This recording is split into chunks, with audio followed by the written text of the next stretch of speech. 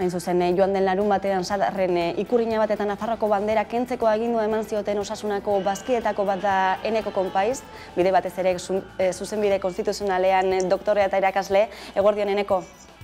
Eguerdion. Bueno, aipatu dugu, ez da segurtasun indarren arabera, beraiek eman duten argudioa izan dela, zalek ez dutela ikur horiek ezkegitzeko baimenik.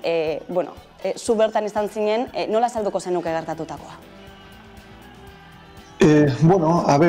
Luzetik datorren kontua da, ez?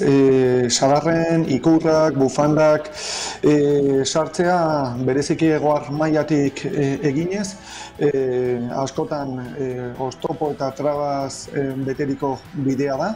Hori ongi dakite aspalditik futbolera doazenek, eta larun batean gertatutakoa beste adibide bat besterik ez da, baina nik argi eta garbi utzi dut, oraingoan aldatu dela, irudiak atera direla eta oihartzuna hartu dutela, baina horrelakoak ikusi ditugu Sadarren aspaldian. Bereziki, zelaira sartzerako orduan, segurtasun indarrek eta segurtasun guardiek erabakiteko diskrezionalitatez eta inolako lege bermerik gabe egiten dutelako nahi dutena, eta beraien nahimenaren arabera, bufanda bat sartu daiteke ala ez, bandera bat sartu daiteke ala ez. Nire kasuan larun batean bertan, segurtasun guardiak esan zidan ezin nintzela pasa Euskal Herriko armarria zuen bandera batekin, dela eskandalo bat ez dagoena nondik hartu, ez? Eta tematu nintzen, eta azkenean poliziarekin eta beraiekin diskutitzen lortu nuen pasatzea. Baina sorpresa izan zen, behin eskegita banderak berriz ere etorri zirela, exigitu zidaten kentzeko, nik uko egin nion guztiz, esan nian ez nituela kenduko, eta orduan haiek oso modu zabarrean kendu zituzten, ondoren sortu zen guztia, sortu zen ikamika sortuz, ez?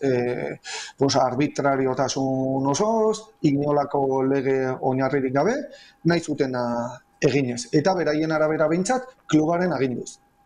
Aipatu duzun bezala, ez, behin baino gehiagotan gertatutakoa izan zela larun batekoa, aldaera bakarra grabatuta izan zela atzokoan, arbitraritatea ere aipatu duzu, eta egoera guzti horren aurrean ere iragarri du Osasuna taldeak ikerketa abiatuko duela, ez da? Urraketa honen aurrean gertatutakoa argitzeko behintzat. Ez dakite zenolako zer espero duzuen ikerketaren ondoren?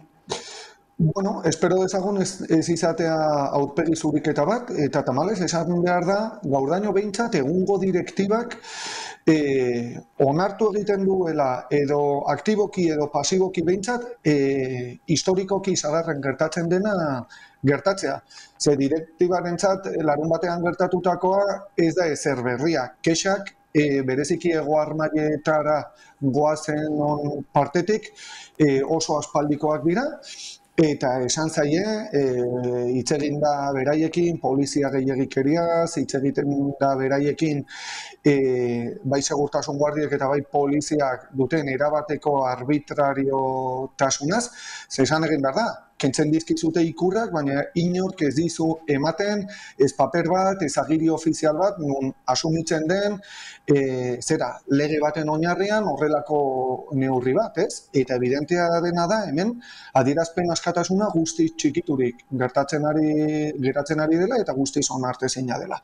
Orduan, ongi etorria izan bedin, Osasunak iragarri duen barne ikerketa hori, egiari zaur ez da oso zaila izango deskrubritzea nondik atera zen agindua, zeinek eman zuen eta zergatik eman zuen, eta espero ezagun, dagozkion neurriak eta dagozkion zigorrak ezartzea behingoagatik hainbestetan eskubideak zapaldu dituenari.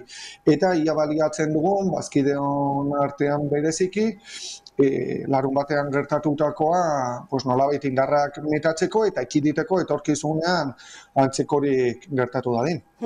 Ea dena argitzen den eta berriro ere horrelako irudiak ikusi eta bizi behar ez ditugun. Eneko, eskerrik asko gurean izategatik. Mila eskertu di.